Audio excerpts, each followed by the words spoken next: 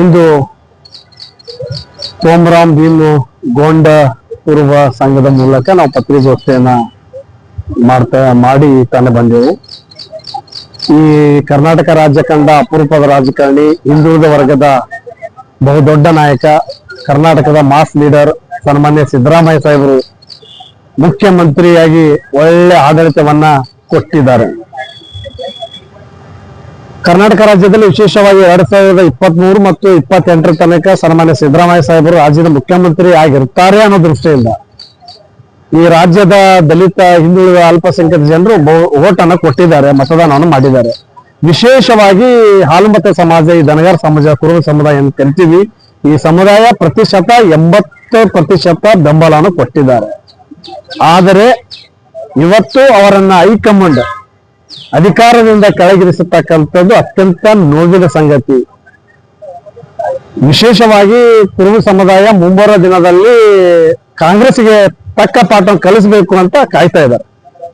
ಮುಂಬರುವ ದಿನದಲ್ಲಿ ಭಾರತೀಯ ಜನತಾ ಪಕ್ಷಕ್ಕೆ ನಾವು ಬೆಂಬಲ ಕೊಡಬೇಕು, ಅವ್ರ ಜೊತೆ ಇರಬೇಕು ಅಂತಕ್ಕಂಥ ಜನಾಭಿಪ್ರಾಯ ಬರ್ತಾ ಇದೆ.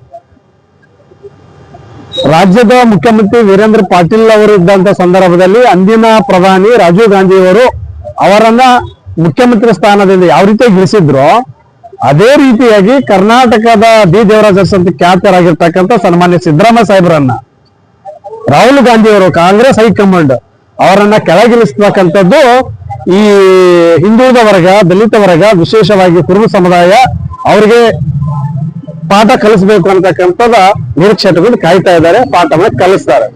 ಒಂದು. ಎರಡನೇದಾಗಿ ಅಂತಂದ್ರೆ ಸಿದ್ದರಾಮಯ್ಯ ಸಾಹೇಬರು ಬಗ್ಗೆ ನನಗೆ ಅಪಾರ ಗೌರವ ಇದೆ ವೈಯಕ್ತಿಕವಾಗಿ, ಆದ್ರೆ ಸೈದ್ಧಾಂತಿಕವಾಗಿ ನಾನು ಅವ್ರ ವಿರೋಧ ಮಾಡ್ತೇನೆ. ಯಾಕಂತಂದ್ರೆ ಸಿದ್ದರಾಮಯ್ಯನವ್ರ ಬಗ್ಗೆ ನನಗೆ ರಾಜೀನಾಮೆ ಕೊಟ್ಟಿರ್ತಕ್ಕಂಥದ್ದು ನೋವಿದೆ, ಖುಷಿ ಇದೆ. ಏನಪ್ಪ ಅಂತಂದ್ರೆ ಖುಷಿ ಯಾಕಂತಂದ್ರೆ, ನೋವು ಯಾಕಂತಂದ್ರೆ ಒಬ್ಬ ಅಪರೂಪದ ರಾಜಕಾರಣಿ, ಸಜ್ಜನ ರಾಜಕಾರಣಿ, ಈ ನಾಡು ಕಂಡ ಒಬ್ಬ ಅಪರೂಪದ ರಾಜಕಾರಣಿ, ಒಳ್ಳೆ ಆಡಳಿತವನ್ನು ಕೊಟ್ಟಿದ್ದಾರೆ.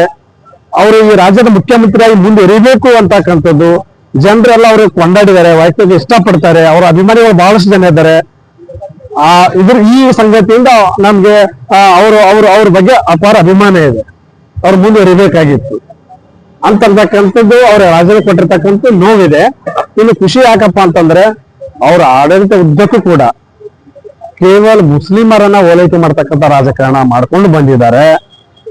ಇವತ್ತು ಟಿಪ್ಪು ಜಯಂತಿ ಇರ್ಬೋದು, ಅದ್ರ ಜೊತೆಗೆ ಏನಪ್ಪಾ ಅಂತಂದ್ರೆ ಇತ್ತೀಚೆಗೆ ಹಿಜಾಬ್ ಇರ್ಬೋದು, ಇಂಥ ಅನೇಕ ಸಂಗತಿಗಳಲ್ಲಿ ಮುಸ್ಲಿಮರನ್ನ ಓಲೈಕೆ ಮಾಡ್ತಕ್ಕಂಥ ರಾಜಕಾರಣ ಅವ್ರು ಮಾಡಿಕೊಂಡು ಬಂದಿರೋದ್ರಿಂದ ಅದನ್ನ ಹೊರತುಪಡಿಸಿ ಉಳಿದೆಲ್ಲ ವಿಷಯದಲ್ಲಿ ಅವ್ರು ಒಳ್ಳೆ ಆಡಳಿತ ಕೊಟ್ಟಿದ್ದಾರೆ. ಅವ್ರು ಇರಬೇಕಾಗಿರ್ತಕ್ಕಂಥದ್ದು ಪ್ರತಿಯೊಬ್ಬರ ಅಪೇಕ್ಷೆ.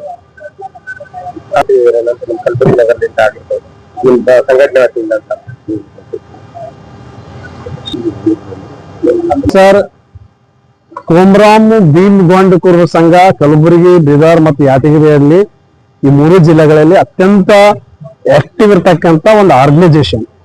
ಈ ಸಂಘಟನೆಯಲ್ಲಿರ್ತಕ್ಕಂಥ ಸದಸ್ಯರು ಪ್ರಜ್ಞಾವಂತರದಾರ, ಡಬಲ್ ಗ್ರಾಜುಯೇಟ್ ಅದರ, ಸಮಾಜದ ಬಗ್ಗೆ ಪಕ್ಷ ಭೇದ ಮರೆತು ಸಮಾಜದ ಒಳಿತಿಗಾಗಿ ಯೋಚನೆ ಮಾಡ್ತಕ್ಕಂಥ ದೇಶಭಕ್ತರಿಂದ ಕೂಡಿರ್ತಕ್ಕಂಥ ಸಂಘಟನೆ ಇದು. ಈ ಸಂಘಟನೆಯ ಒಂದು ಮುಖ್ಯ ಗುರಿ ಏನಂತಂದ್ರೆ ಈ ಕಲಬುರಗಿ, ಬೀದರ್ ಮತ್ತು ಯಾದಗಿರಿ ಇರ್ತಕ್ಕಂಥ ಗೋಂಡ್ರೆ ಕುರುಬರು, ಕುರುಬರೇ ಗೋಂಡ್ರು, ಕುರುಬ ಸಮಾಜನ ST ಪಟ್ಟಿಯಲ್ಲಿ ಸೇರಿಸಬೇಕು ಅನ್ನೋದು ಬಹು ಬೇಡಿಕೆ ಅದ. ಕೇಂದ್ರ ಸರ್ಕಾರದ ಅಂಗಳದಲ್ಲಿ ಇವತ್ತು ST ಅನ್ನೋದು ಫೈಲ್ ಇದೆ. ಆದ ST ಫೈಲ್ ಅನ್ನ ನಾವು ಗೊಂಡ ST ಮಾಡಿದ್ರೆ ಈಗಾಗಲೇ ಕುರುಬರು ಈಗ ಇಡೀ ಕರ್ನಾಟಕ ರಾಜ್ಯದಲ್ಲಿ ಬೇಸತ್ತಿದ್ದಾರೆ, ಬೇಸರಗೊಂಡಿದ್ದಾರೆ. ಕಾಂಗ್ರೆಸ್ ಬಗ್ಗೆ ಅವ್ರಿಗೆ ಅಸಹ್ಯ ಹುಟ್ಟಿದೆ. ನಮಗೆ ST ಮಾಡಿದಾದ್ರೆ ಇಡೀ ಕರ್ನಾಟಕದಂತ ಕುರುಬ ಜನಾಂಗ ಬಿಜೆಪಿಯನ್ನ 100% ಬೆಂಬಲಿಸ್ತಾರೆ. ಭಾರತೀಯ ಜನತಾ ಪಕ್ಷ ಅಧಿಕಾರ. ನನ್ನ ಹೆಸರು ಬಸವರಾಜ್ ಮದ್ರಿಕಿ.